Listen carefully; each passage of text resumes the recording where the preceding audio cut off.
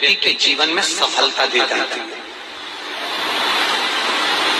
इसको अपनी जिंदगी में लिख कर रखना, 3 जगह की भस्म मनुष्य के जीवन को सफलता देती है। 3 जगह की भस्म। पहली, कहीं पर यज्ञ हुआ हो और बड़ा विशाल यज्ञ हुआ, बहुत विशाल, उस यज्ञ के विराम पर जो नारियल का गोला बांधकर पूर्ण आहुति में समर्पित करा जाता है, उस गोले के जल जाने के बाद जो राख तैयार होती है, उसका कालापन जो तैयार होता है, उसको उठाकर ले आए और कपड़े में उसको छान कर राख तैयार कर 3-4 बार छानने के बाद उस भस्म को जो शिवरात्रि के दिन रात के समय 12 बजे से 1 बजे के बीच में शिव जी को समर्पित कर देता है और उस भस्म को उठाकर उसमें घी मिलाकर मस्तक पर तिलक लगाकर चले जाता है, वो जिंदगी में कभी हार नहीं सकता, विजय ही पाता है, उसकी कभी हार नहीं हो सकता।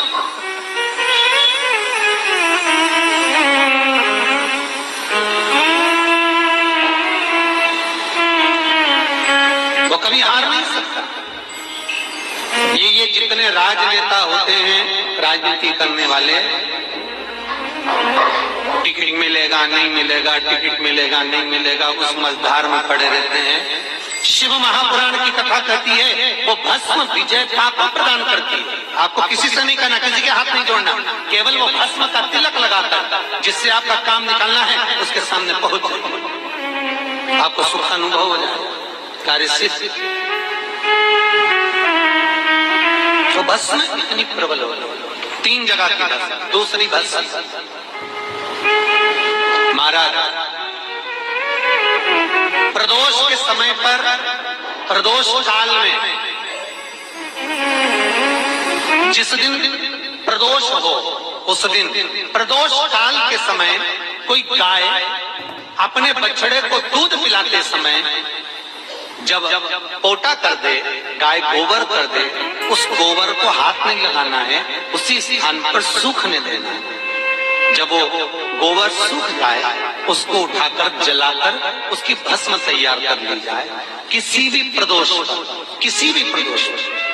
उस भस्म की राख तैयार कर शंकर भगवान को शाम को प्रदोष के काल में, प्रदोष के समय पर शंकर भगवान को एक वस्त्र में लेकर किसी मंदिर में भस्म चढ़ाकर उसी भस्म को उठाकर लेकर आ जाएं और जो दुकान, जो व्यापार, जो फैक्ट्री, जो काम आपका खड्डे में जा रहा है, नहीं चल रहा, बिल्कुल ठप्प होकर पड़ा हुआ है, उस भस्म को केवल दुकान में जाने से पहले दोनों साइड दाता और विधाता का नाम लेकर चढ़ा दी जाए और अंदर प्रवेश कर दिया जाए।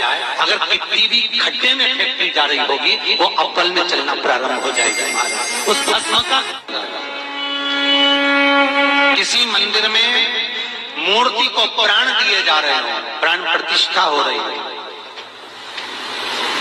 मूर्ति स्थापित हो रही है, और वहां जो यज्ञ हुआ उस यज्ञ के बाद में पूर्ण विराम पर यज्ञ देवता को एक वस्त्र ओढ़ाया जाए, लाल वस्त्र। आपने भी देखा होगा, कहीं हवन हुआ होगा तो उस पर लाल वस्त्र घी में भिगोकर मलकर उसको ओढ़ाया अग्नि,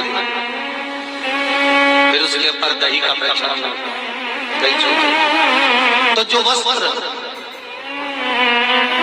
अग्नि देवता को प्राण प्रतिष्ठा के समय पर ओढ़ाया जाता है, उस वस्त्र की कालोच, महाराज वस्त्र की कालोच लेकर आ जाओ। आंवला नवमी के दिन हाथ की अंगुष्ठ भाग और चीटी उंगली, इन दोनों भाग पर वो कालोच लगाकर आंवले के वृक्ष के नीचे आंवला नवमी के दिन अपना पल्लू पसार कर आंवले की जड़ को अपने पल्लू में गिरा लो और आंवला नवमी के दिन ही वो आंवले की जड़ को गुल्लक में, तिजोरी में, बरकत के स्थान पर रख दो। जिंदगी में कभी संपदा कम नहीं हो सकती, संपदा बढ़ती चली जाएगी। संपदा